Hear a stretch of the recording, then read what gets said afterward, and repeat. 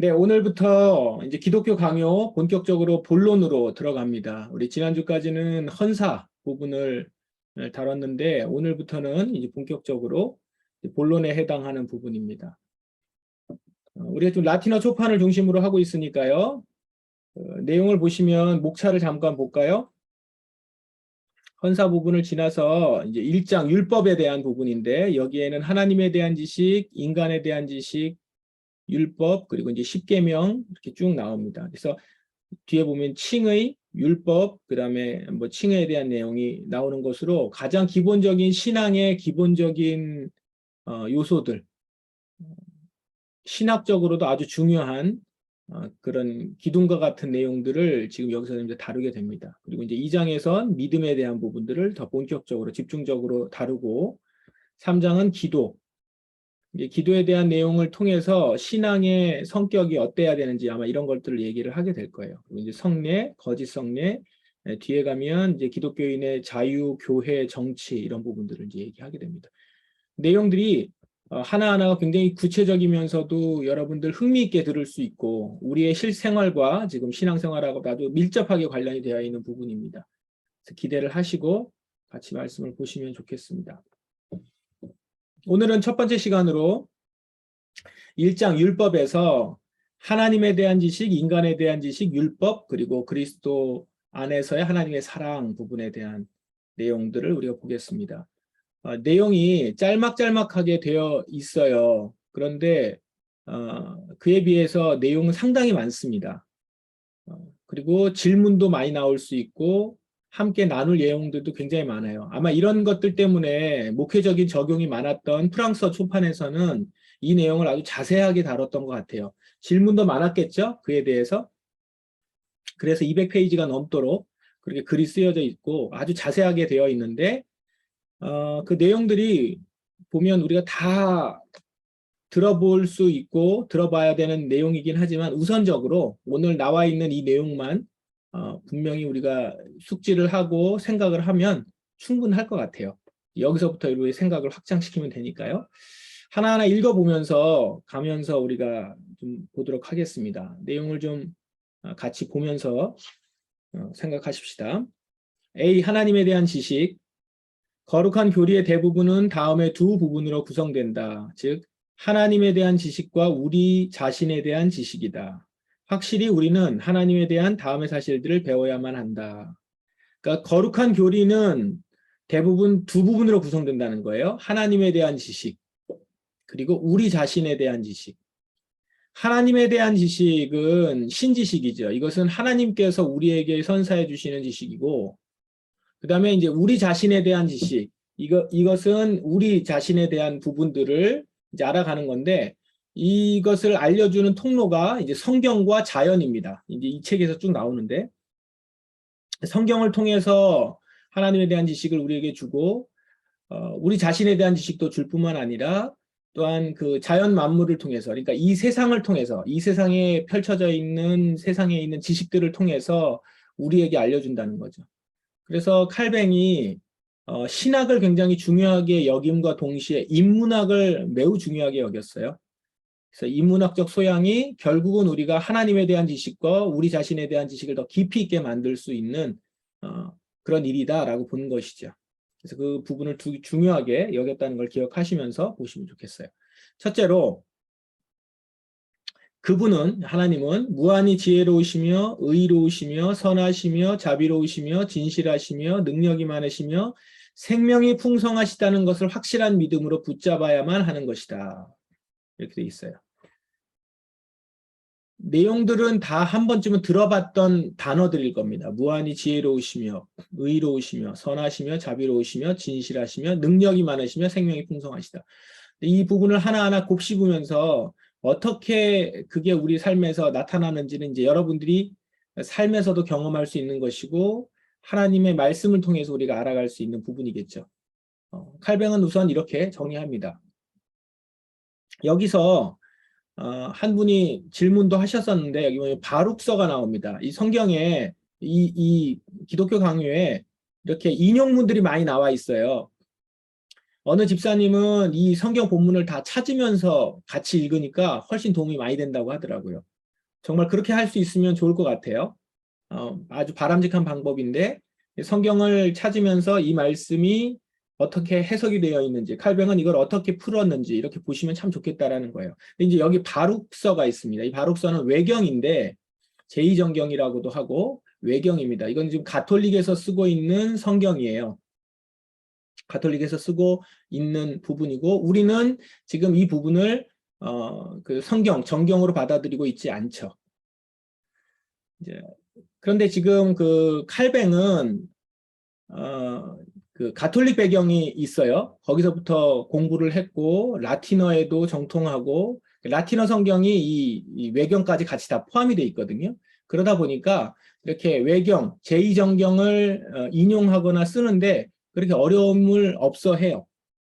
그래서 여기에 이렇게 들어와 있고 그리고 그 당시에 많은 가톨릭 배경에 있다가 프로테스탄트로 넘어왔다거나 하여튼 그 당시에 있었던 많이 쓰이던 성경이 또 이 라틴어 성경이 외경이 다 들어있기 때문에 포함되어 있기 때문에 여기도 이렇게 들어와 있습니다.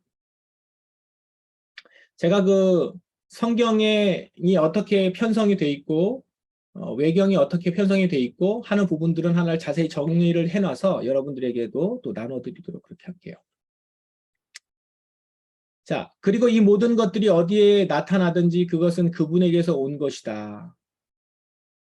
자, 여기서 보시면 우리 이것들은 확실히 붙잡아야 되는 것인데 이 모든 것들이 어디에 나타나 있든지 그분에게서 온 것이다. 이것은 그분에게서 온 것이라는 거죠. 우리에게서가 아니라 그분에게서부터 우리에게선 찾을 수 있는 것이 아니고 하나님 그분에게서부터 온 것이다. 둘째로 하늘과 땅의 모든 것들은 그분의 영광을 위하여 창조되었다는 것이다. 오직 그분의 성품 때문에 그분을 섬기는 것, 그분의 규칙을 지키고 그분의 위엄을 수락하고 순종 중에 그분을 주와 왕으로 인정하는 것, 이 모든 것이 그분이 받으시기에 합당한 것이다. 하늘과 땅의 모든 것들은 그분의 영광을 위해 창조되었다는 거예요.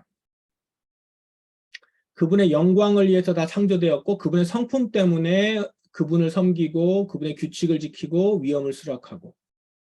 셋째로 보십시다. 셋째는 그분은 하나님은 의로운 재판장이시고 그러므로 그분의 계명에서 벗어나서 매사에 그분의 뜻을 따르지 않고 그분의 영광에 관계되는 것 외에 다른 것을 생각하고 말하고 행하는 자들에게 단호한 보복을 감행하실 것이다. 자, 하나님이 영광을 위하여서 창조하신 것이 하늘과 땅이기 때문에 그분의 계명과 그분의 뜻 그리고 그분의 영광에 관계되는 것 외에 다른 걸 생각하는 것에 대해서는 단호히 보복을 감행하신다는 거. 굉장히 무서운 말인데 그분이 어떤 분이시냐면 하나님이 의로운 재판장이시라는 거죠. 그래서 하나님께서 이 땅을 이 세상을 만드실 때의 그 목적과 다른 것들은 분명하게 그것을 보복하시고 심판하신다라는 얘기를 좀 여기 하고 있습니다. 그것이 하나님이시라는 거죠.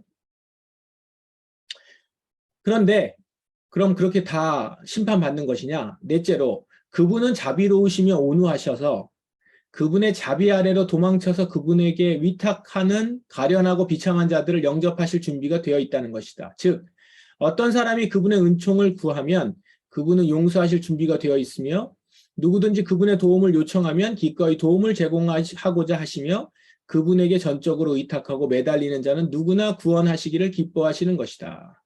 그러니까 자비로우시고 온유하시다는 거예요. 그래서 그분에게 의지하고 받아달라는 간구하면 어떤 사람이든지 간에 은총을 구하면 용서하셔서 그분 안에서 구원하시기를 기뻐하시는 분이시다. 이분이 하나님이시라는 거죠. 하나님의 무한하심, 지혜로우심과 의로우심과 선하심과 이 모든 그 한계가 없으신 하나님에 대한 지식은 이제 우리가 인간에 대한 지식에 대해서 분명하게 알게 되면 이 하나님에 대한 지식이 더 뚜렷하게 이제 나타나게 될 겁니다. 근데 우선적으로 첫째로, 둘째로, 셋째로, 넷째로 적혀 있는 이 부분을 생각해 보시는데 제가 이 부분을 좀 정리를 했습니다.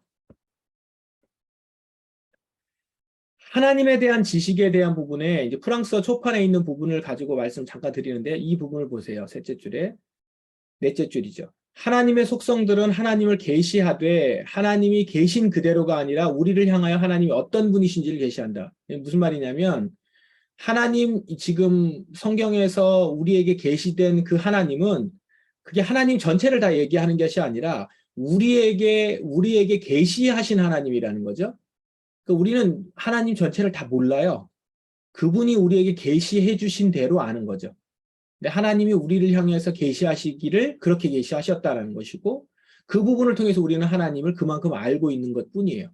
근데 그 아는 것만으로도 사실 충분하고 우리는 그 하나님을 다 헤아리지도 못하죠. 하나님을 아는 지식은 우리로 하나님을 경외하게 하고 그분을 신뢰하게 하며 그 결과 정결한 생활과 순수한 복종과 하나님의 선하심에 대한 전적인 의존으로 하나님을 섬기고 영예롭게 한다. 그러니까 하나님을 경외하게 하고 신뢰하게 하기 위해서 하나님을 아는 지식을 우리에게 주신 거라는 거죠. 그 결과로 우리는 정결한 생활을 하고 복종을 하고 하나님에 대해 전적인 의존을 하는 자. 하나님을 섬기고 영화롭게 하는 일에 하나님을 아는 지식을 우리에게 허락하셨다라는 겁니다. 이런 측면에서 우리가 하나님을 아는 지식을 알아야 된다라는 것이고요. 자, 다시 이제 인간에 대한 지식입니다. 인간에 대한 지식은 2번, 우리 자신에 대한 확실한 지식에 도달하려면 우리는 먼저 우리 모두의 조상인 아담이 하나님의 형상으로 창조되었다는 사실을 포착해야 된다. 이제 우리에 대한 지식에 있어서는 맨 처음 조상인 아담에 대해서 알아야 되는데 아담이 하나님의 형상으로 창조되었다는 사실부터 보셔야 된다는 거예요. 말하자면 그는 지혜와 의와 거룩함을 부여받았으며 이 은혜의 선물에 의하여 하나님께 너무나 밀착되어 있었기 때문에 만일 그가 하나님께서 그에게 주신 의로움 속에 굳게 서 있었더라면 영원히 그분 안에서 살 수도 있었으리라는 것이다. 그러나 아담이 실족하여 죄를 범했을 때 이러한 하나님의 형상은 취소되고 지워졌다. 말하자면 그는 하나님의 은혜가 주는 모든 혜택을 상실해 버렸다는 것이다. 그것이 있었더라면 그는 생명의 길로 재인도될 수 있었을 것이다. 그러니까 그 아담이 죄를 범해서 하나님의 형상이 취소되고 지워졌다. 그건 뭐냐면 하나님의 은혜가 주는 모든 혜택을 상실해 버렸다는 거예요. 그래서 거기서 이제 그 결과 인간은 모든 지혜, 의, 능력, 생명을 박탈당하게 되었던 것이다. 그러니까 왜냐하면 그가 하나님으로부터 멀리 옮겨져서 이방인이 되었기 때문에 이제 그의 다 후손들인 인간은 지혜와 의와 능력과 생명을 박탈당하게 되었다. 이게 무슨 말이에요? 한마디로 말하면 이게 바로 전적 부패라고 하는 말이에요. 전적 타락.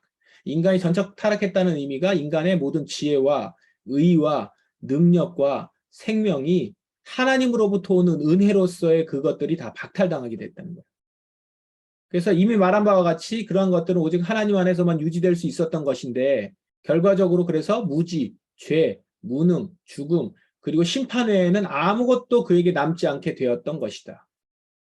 이것이 바로 죄의 열매들이라는 거죠. 그리고 이러한 재앙은 아담에게만 떨어진 것이 아니라 그의 자손인 우리에게 흘러내리게 된 것이다. 이렇게 죄가 우리에게 왔다는 겁니다. 따라서 아담에게서 난 우리는 모두 무지하여 하며 하나님에게서 떨어졌으며 사악하며 부패했으며 모든 선을 결하고 있는 것이다. 그러니까 전적으로 부패하고 타락한 존재가 되었다라는 겁니다. 특별히 모든 종류의 사악함에 이끌리며 부패한 욕망으로 가득 차 있으며 그것들에 중독되어서 하나님을 향해서는 완고한 마음이 여기에 있는 것이다. 그러나 만일 우리가 겉으로는 어떤 선한 일을 한다 할지라도 마음은 여전히 오염되고 왜곡된 내적 상태에 머물러 있는 것이다. 가장 중요한 사실 혹은 모든 사람의 최대 관심사는 하나님의 심판에 대한 것인데 이제 어떻게 되냐 이 부분이겠죠. 그런데 그는 외모를 따라서 판단하지 않으시고 외적 위형을 높이 평가하지 않으시며 마음의 비밀을 감찰하신다. 그러므로 사람이 아무리 많은 외적 경건을 모양을 갖추고 있다 할지라도 위선 외에는 아무것도 아니며 심지어 하나님 보시기 가증스럽기까지 한 것인데 그것은 여전히 부패하고 타락한 마음의 생각이 그 아래 도사리고 있기 때문이다. 이 얘기를 합니다.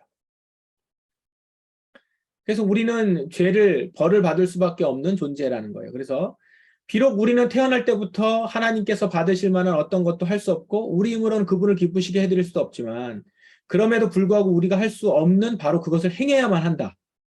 우리는 하나님의 피조물이기 때문에 그의 영광과 명예를 봉사하고 그의 계명에 순종해야만 한다. 그런데 우리에게는 능력이 없으며 파산한 빚쟁이처럼 빚을 갚을 수 없다고 주장함으로써 변명할 수 없다. 왜냐하면 우리를 묶는 죄책은 우리 자신의 것이며 우리 자신의 죄로부터 생겨나서 우리에게서 선을 행하고자 하는 의지나 능력을 앗아가 버리기 때문이다. 이 말이 무슨 말이냐면 자꾸 우리가 아담에게서부터 죄가 시작됐다고 하니까 아담 탓을 하려고 하고 그리고 아담 때문에 이런 일이 있는 거고 나는 그렇지 않은데 자꾸 이렇게 변명을 하려고 한다라는 거예요. 나는 이걸 갚을 수도 없고 원래 난 이걸 할 수 없는 존재가 아니냐라고 하는데 그러나 사실 우리가 가지고 있는 죄에 대한 책임은 우리 자신의 것이고 우리 자신으로부터 생겨난 거고 우리에게서 선을 행하고자 하는 의지나 능력이 을 앗아가 버리기 때문이다. 그리고 우리는 그런 존재라는 거예요. 우리 자체가 아담 탓을 할 것이 아니라는 거죠. 이제 그런 측면에서 보면 아담의 죄를 성경에 쓰여져 있는 것은 아담 탓을 하기 위해서 쓰여져 있는 것이 아니라 우리가 바로 그런 죄를 짓고 있는 자들, 그런 죄가 우리 가운데 있다는 것을 고발하기 위한 그 최초의 인간의 죄를 이야기하고 있다라고 볼 수 있는 거죠. 이제 하나님께서는 공의대로 죄를 벌하시기 때문에 우리는 저주를 받아야 하며 영원한 사망의 심판을 받기에 합당하다는 것을 인정해야만 한다. 사실상 우리 가운데 자기 책임을 수행할 수 있는 능력이나 의지를 가지고 있는 사람은 아무도 없는 것이다. 그래서 이 인간에 대한 얘기를 보면 전적 타락에 대한 얘기죠. 그러니까 이 측면에서 보면 하나님에 대한 지식 한번 보세요. 그분은 의로우신 재판장이신데 그분의 뜻을 따르지 않고 영광에 참여하지 못하는 자는 단호하게 보복을 감행하실 거예요. 인간에 비해서 하나님에 대한 지식과 하나님이 어떤 분이신지 너무 확연하게 차이가 나죠. 이제 그런 가운데서 이제 율법이 주어지는 겁니다. 이러한 이유 때문에 성경은 우리 모두를 하나님의 진노의 자식이라고 부르며 우리는 사망과 파멸로 달려가고 있다고 선언한다. 인간에게는 의와 능력과 생명과 구원을 자기 자신 속에서 찾아야 할 이유가 전혀 남아있지 않은 것이다. 왜냐하면 이 모든 것은 오직 하나님 안에만 있기 때문이다. 죄로 인하여 하나님으로부터 단절되고 분리된 인간은 자신 속에서 오직 불행, 연약, 사악, 죽음 한마디로 지옥 그 자체만을 발견할 수 있을 뿐이다. 인간으로 하여금 이러한 사실들에 대해 무지하지 않게 하기 위해서 주님은 모든 사람의 마음에 율법을 새기시고 인치셨다. 자, 밑에 읽고 좀 더 얘기해 보십시다. 그러나 이것은 양심 이외에 아무것도 아니다. 즉 우리가 하나님께 비치고 있는 것을 양심이 우리 안에서 우리를 위해 증거하고 있는 것이다. 그것은 우리 앞에 선과 악을 제시하며 그렇게 함으로써 우리를 고발하고 정죄한다. 왜냐하면 우리가 우리 자신의 책임을 제대로 수행하지 못했다는 것을 스스로 의식하고 있기 때문이다. 그러나 인간은 교만과 야심으로 가득 차 있으며 자기 사랑에 의해 눈먼 존재다. 따라서 그는 자기 자신을 있는 그대로 볼 수 없으며 자기 자리로 내려와서 자기 비참을 고백할 수 없다. 주님께서는 여기 잘 보세요. 우리의 상태를 보시고서 완전한 의가 무엇이며 어떻게 그것이 지켜져야 하는가를 가르치시기 위해 기록된 율법을 주셨다. 그러니까 우리 양심으로 분명히 우리가 하나님께 빚을 지고 있고 우리가 죄인이라는 것을 계속 얘기하고 있고 우리는 사망과 파멸로 달려갈 수밖에 없는 자들이라는 것이 드러나고 있음에도 불구하고 인간은 교만과 야심으로 가득 차 있어서 자기 사랑에 의해서 눈먼 존재가 돼서 자기를 있는 그대로 보지도 못하고 이걸 인정하지 못한다는 거예요. 그런 우리를 보시고 우리 상태를 보시고 완전한 의가 무엇이며 그것이 어떻게 지켜져야 되는가 그걸 가르치기 위해서 기록된 율법을 우리에게 주셨다는 거죠. 성경 말씀을 우리에게 주신 이유라는 겁니다. 말하자면 하나님 안에서 견고하게 서서 우리는 우리의 시선을 그분에게만 고정시키고 우리의 모든 생각과 열망과 행동을 그분에게로 향하는 것이다. 의에 대한 이러한 가르침은 우리가 바로 바른 길로 부터 얼마나 멀리 떨어졌는가를 명백하게 보여준다. 그러니까 이 율법이 우리가 얼마나 바른 길로부터 떨어졌는가를 보여주고 있어요. 이러한 목적을 위해서 또한 우리를 위해 율법 속에 제시된 모든 약속들과 저주들을 바라보라. 왜냐하면 주님께서 만일 어떤 사람이 자기 노력으로 모든 계명을 완벽하고도 정확하게 수행하면 그는 영생의 상급을 받을 것이라고 약속하고 계시기 때문이다. 다 수행하면 약속을 받는다는 거예요. 그걸 보라는 거예요.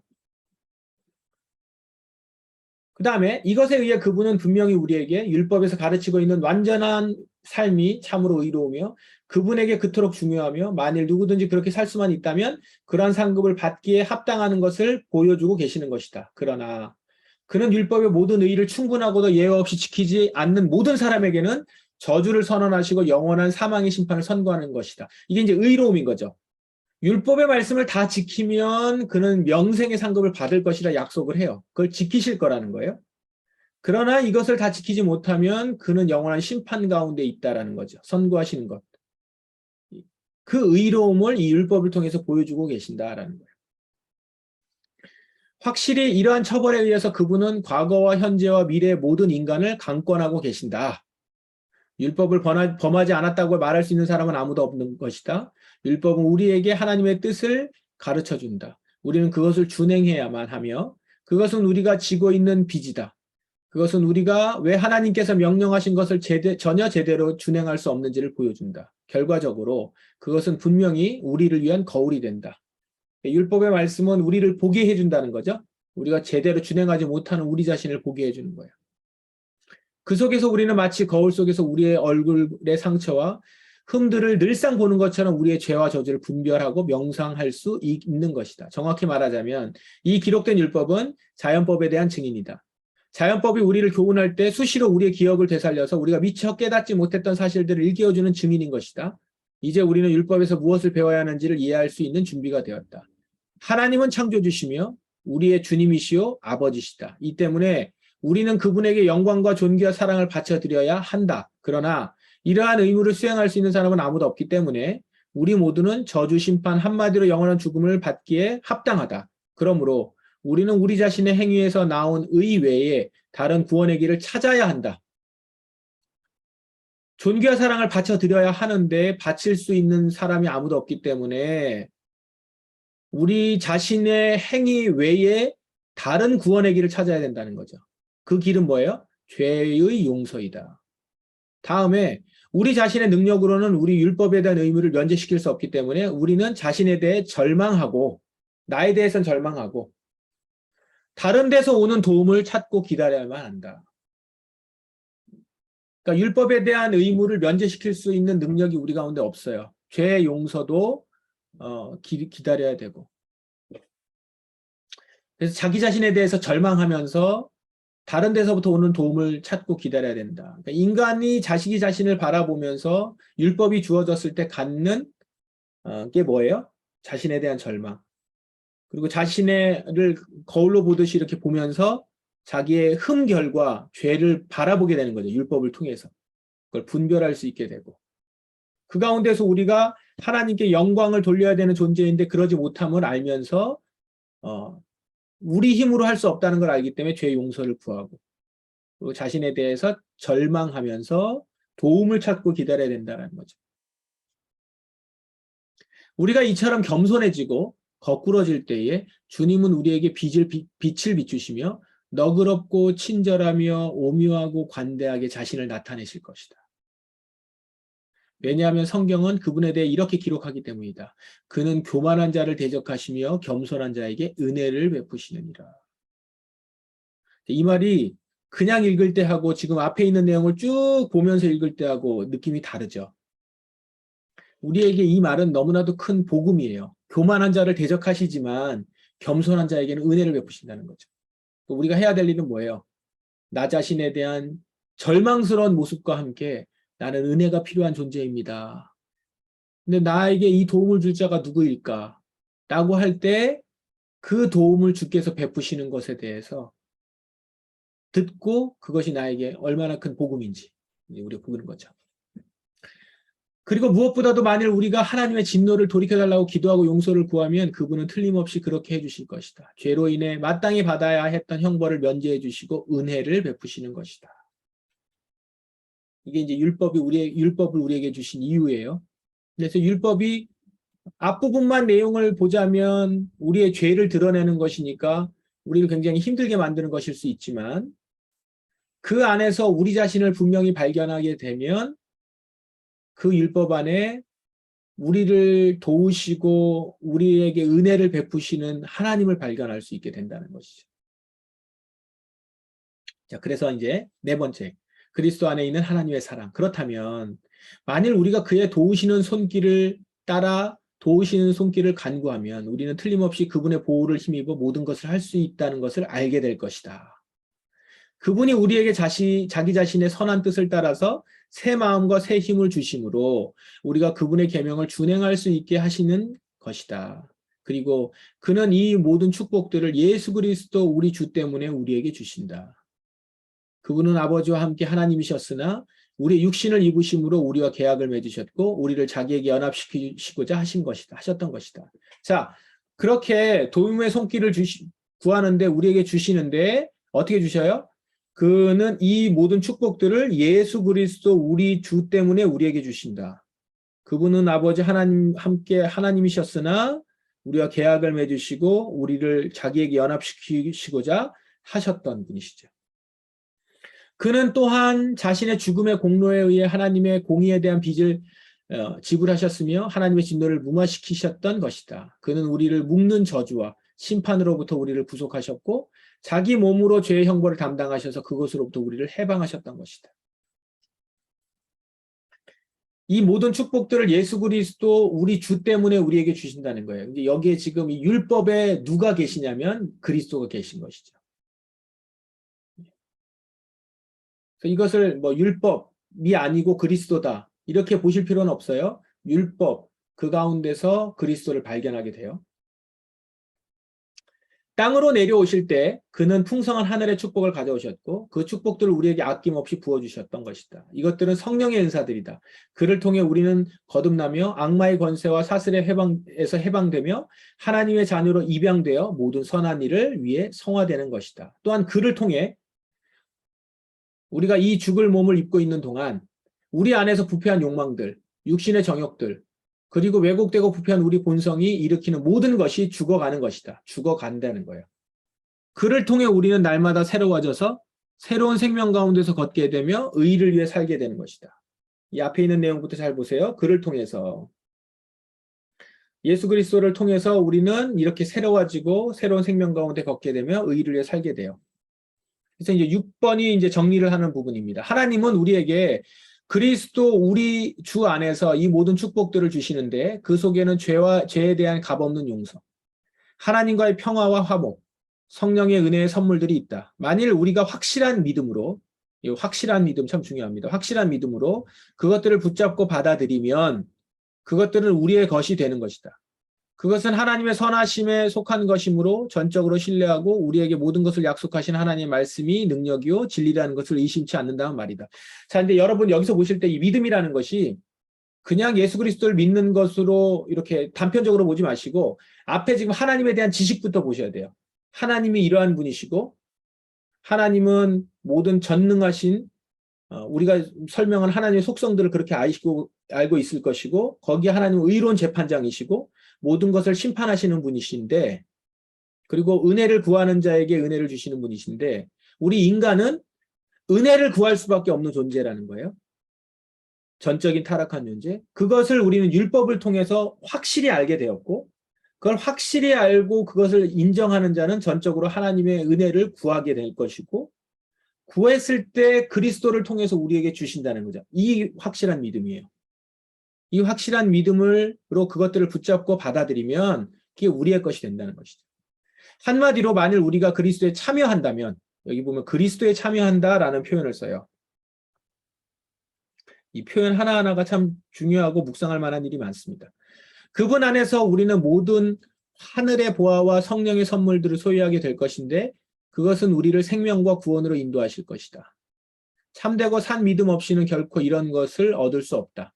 그것이 있으면 우리가 가진 모든 것, 좋은 것이 그분 안에 있으며 우리가 그분을 떠나서는 아무것도 아니라는 것을 인정하게 될 것이다. 그분 안에서 우리는 하나님의 자녀요. 하늘의 왕국의 상속자가 된다는 것을 확실히 믿게 될 것이라는 말이다. 한편 그리스도 안에 분깃이 없는 자들은 그들의 성품이 어떠하든지 간에 여기서 이제 어떠하든지 간에 성품은 좋은 거예요. 그들의 성품이 좋은 성품을 가지고 있든지 간에 또 그들이 무슨 일을 행하든지 간에 어떤 좋은 일을 행하든지 간에 파멸과 혼란 그리고 영원한 죽음의 심판 속에 빠져들게 될 것이다. 그들은 하나님으로부터 버림받아 모든 구원의 소망에 끊기게 될 것이란 말이다. 우리 자신과 우리의 빈곤과 파멸에 대한 이러한 지식은 우리 자신을 낮추고 하나님 앞에 우리 자신을 내어 던지며 그의 자비를 구하라고 가르쳐 준다. 우리로 하여금 하나님의 선하심과 자비를 맛보게 하는 믿음은 우리 자신으로부터 오는 것이 아니다. 근데 이 믿음도 우리 자신으로부터 오는 것이 아니래요. 그 선함과 자비로 하나님은 그리스도 안에서 우리와 관계를 가지시는 것이고 오히려 거짓 없는 회개로 우리를 인도해서 우리 자신에 대한 지식을 갖게 하도록 요청하는 분은 하나님이시다.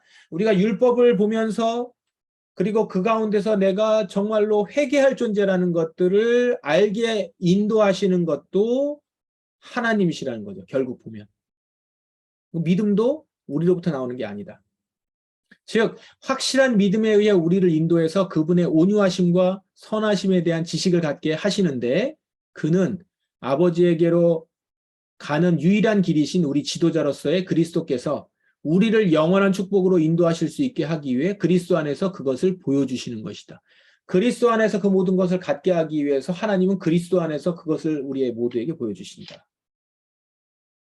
이런 관계를 지금 여기서 이야기하고 있습니다.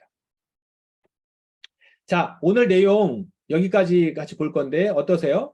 하나님에 대한 지식, 그 지식에서부터 그리고 또 거기에 우리의 지식, 우리에 대한 지식, 인간에 대한 지식을 분명히 알면 그 모든 것을 아는 가운데서 우리의 상태와 우리의 현 주소를 알 수 있도록 우리에게 율법을 주셨어요. 우리 스스로는 그것을 알 수 있는 길이 없기 때문에 전적으로 타락했고 우리의 의지와 능력과 우리가 이것을 일으킬 만한 그런 의지조차도 우리가 가운데 남아있지 않기 때문에 율법을 주셔서 그것을 알게 하셨고 그렇게 우리를 보게 하셨고요.